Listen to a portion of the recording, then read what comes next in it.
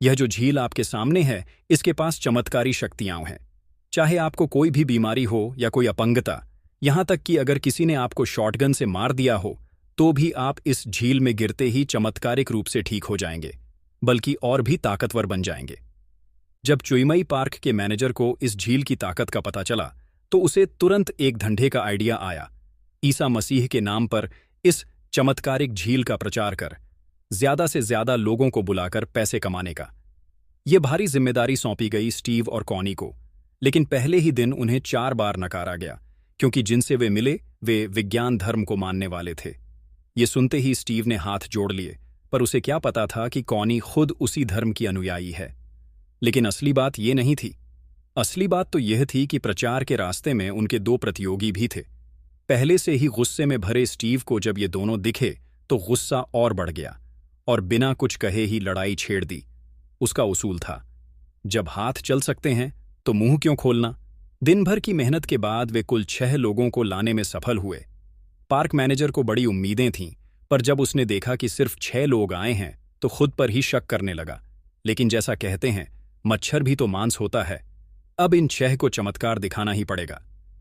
तो उसने बिना कुछ कहे 40 साल से अंधे एक आदमी को झील में धक्का दे दिया, और अगले ही पल वह आदमी चमत्कारिक रूप से ठीक हो गया। लेकिन दिक्कत यह थी कि वह तैरना नहीं जानता था। खैर, कोई बात नहीं, क्योंकि अब तक तो झील का प्रचार जमकर हो चुका था। सभी मरीज ये देखकर खुद ही पैसे निकालने लगे। बस एक दिन में ही छोटा भालू, मैनेजर का साथी, पैसों से खेल रहा था। लेकिन ये तो सिर्फ छोटी शुरुआत थी। तेज दिमाग वाला छोटा भालू तुरंत ही नया आइडिया लाया। पार्क मैनेजर को बना दो एक मोटिवेशनल स्पीकर, और फिर ईसा मसीह और बाइबल के नाम पर प्रचार करो कि ये झील भगवान की देन है। और हुआ भी ऐसा। सिर्फ एक दिन की ट्रेनिंग में पार्क मैनेजर पूरी तरह बदल गया। अब वह नाचता गाता भी था और भाषण भी देता। उसने खुद ही एक गाना बना लिया, चमत्कार की झील थीम सॉन्ग। मरीज यह सब देखकर जोश में आ गए।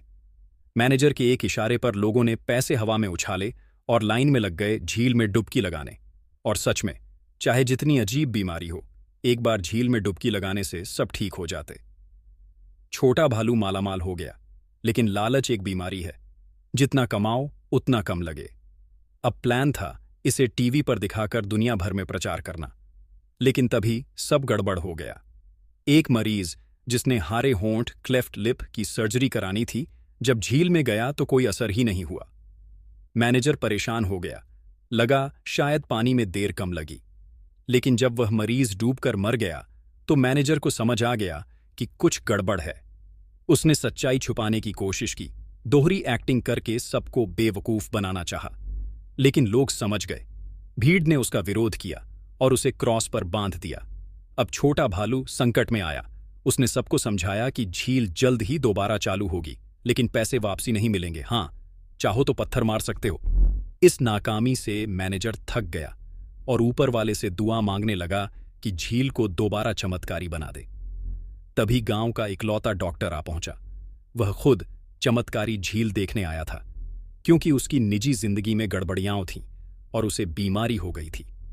जब मैनेजर ने उसे झील दिखाई, डॉक्टर हंसी नहीं रोक पाया, क्योंकि वह तो पिछले काफी समय से सारा मेडिकल कचरा उसी झील में फेंक रहा था।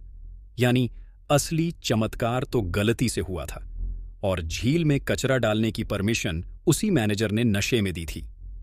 अब सबसे जरूरी काम था झील को दोबारा एक्टिव करना। डॉक्टर के पास कचरे की एक लिस्ट थी, बस वही सब चीजें दोबारा झील में डालनी थीं। और पैसों के लिए मैनेजर और छोटा भालू दोनों लग गए काम पर। अस्पताल जाकर उन्होंने हर जगह से कचरा इकट्ठा किया, यहां तक कि ऑपरेशन थिएटर में घुसकर एक मरीज के अंग भी चुरा ली और एक मरीज को अगवा भी कर लिया। ये कहते हैं प्रोफेशनलिज्म। लेकिन तभी वो पुराने मरीज जिन्होंने पैसे दिए थे लौट आए और हंगामा किया। पर आखिरकार डॉक्टर ने समय पर झील में कचरा डाल दिया और मैनेजर ने घोषणा की, चमत्कारी झील फिर से चालू है।